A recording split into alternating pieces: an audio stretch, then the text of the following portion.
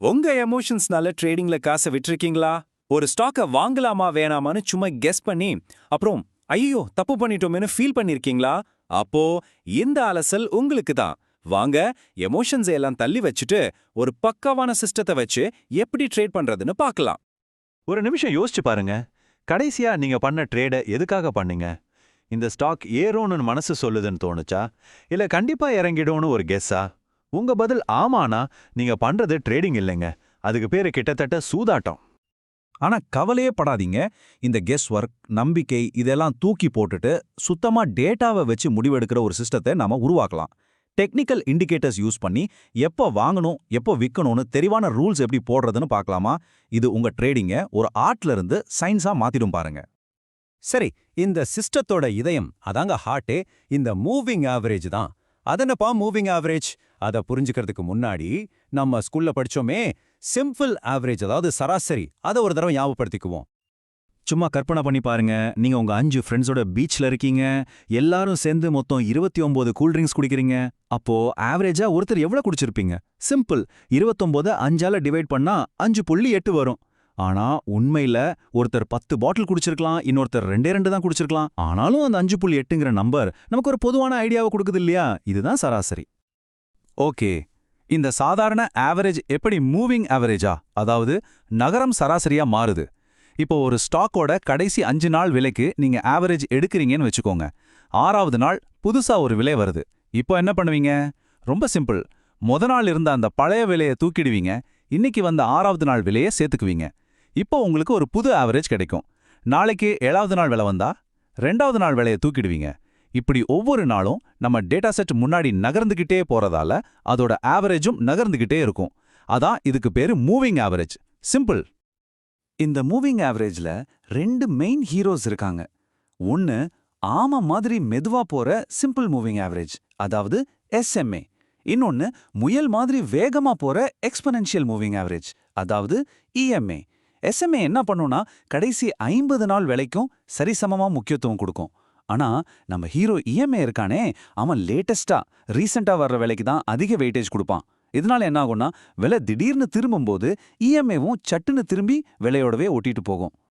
சரியா? இந்த வேகம்தான் ட்ரேடர்ஸ் மத்தியில EMAவை ரொம்ப பாப்புலர் ஆக்கியிருக்கு.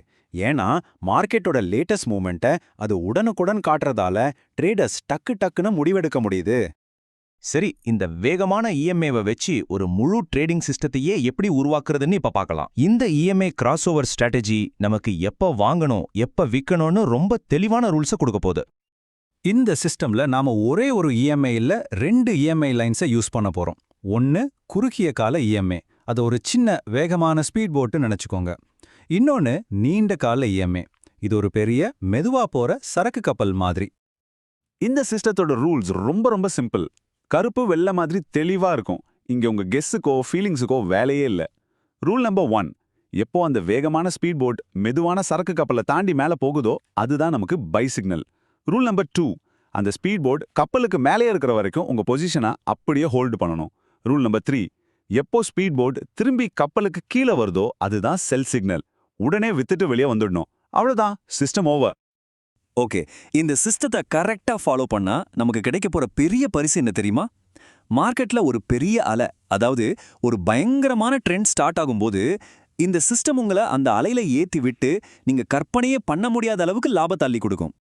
பொதுவா நம்ம என்ன தப்பு பண்ணுவோம்? கொஞ்சோண்டு லாபம் வந்தோடனே ஐயோ இறங்கிடுமோன்னு பயந்து போய் வித்துருவோம். ஆனா இந்த சிஸ்டத்தோட வேலையே அது இல்ல. ஒரு பெரிய அப் ட்ரெண்டையோ இல்ல டவுன் ட்ரெண்டையோ பிடிச்சி அந்த அலை முடியிற வரைக்கும் அதுலயே சவாரி செஞ்சு மொத்த லாபத்தையும் அறுவடை பண்றதான் இதோட ஒரே குறிக்கோள். நிஜத்துல இது ஒர்க் ஆகுமா? குஜராத் கேஸ் ஸ்டாக்கோட இந்த சார்ட்டை பாருங்க. இந்த சிஸ்டம் ஸ்டாக் 148 ரூபாயில இருக்கும்போதே ஒரு தெளிவான பை சிக்னல் கொடுத்துச்சு. அதுக்கப்புறம் ஸ்டாக் ஒரு ராக்கெட் மாதிரி மேல போச்சு.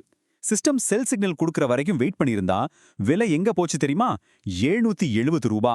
கணக்கு பண்ணி பாருங்க, 420% ரிட்டர்ன். இதுதான் ஒரு ட்ரெண்டை கரெக்டா பிடிக்கிறதோட பவர்.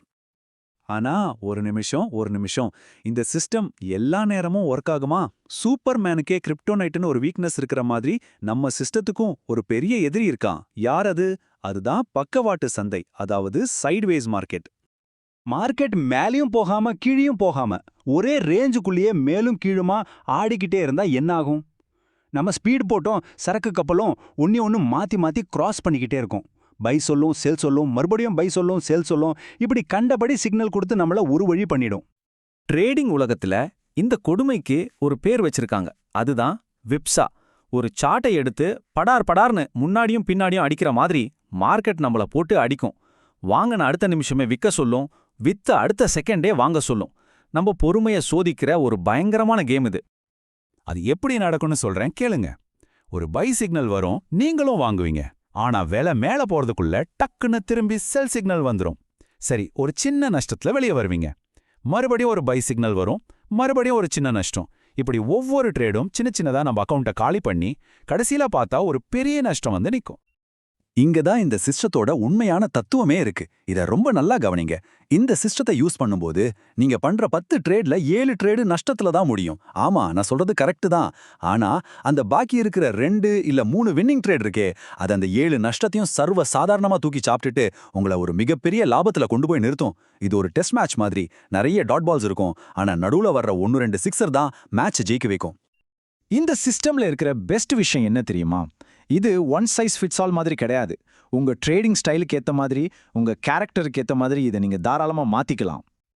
இப்போ பாருங்க, நீங்க ஒரு சில நாளைக்கு மட்டும் ட்ரேட் பண்ற ஒரு ஷார்ட் டேர்ம் ட்ரேடரா? அப்போ 9 மற்றும் 21 நாள் இஎம்ஐ காம்பினேஷனை ட்ரை பண்ணலாம். இல்ல, நான் சில வாரங்கள் வரைக்கும் பொசிஷனை ஹோல்ட் பண்ணுவேன்னு சொல்றீங்களா? அப்போ 25 மற்றும் 50 நாள் காம்பினேஷன் உங்களுக்கு செட் ஆகலாம். நீங்க ஒரு லாங் டேர்ம் இன்வெஸ்டரா? அப்போ கண்ணை மூடிட்டு 100 மற்றும் 200 நாள் இஎம்ஐவை யூஸ் பண்ணலாம். இதுல எது உங்களுக்கு செட் ஆகும்னு நீங்க தான் பேக் டெஸ்ட் பண்ணி பார்க்கணும். கடைசியா ஒரு முக்கியமான கேள்வி. இந்த சிஸ்டம் டெக்னிக்கலா பார்த்தா ரொம்ப சிம்பிள். ஆனா அடுத்தடுத்து வர்ற சின்ன சின்ன நஷ்டங்களை தாங்கிக்கிட்டு அந்த ஒரு பெரிய வெற்றிக்காக காத்திருக்க ஒரு இரும்பு மாதிரி மன ஒழுக்கம் வேணும். உணர்ச்சிகளுக்கு இடம் கொடுக்காம சிஸ்டம் சொல்றத மட்டும் கேட்கிற அந்த மன உறுதி உங்ககிட்ட இருக்கா? அதுதான் இந்த சிஸ்டத்தோட உண்மையான சவால்.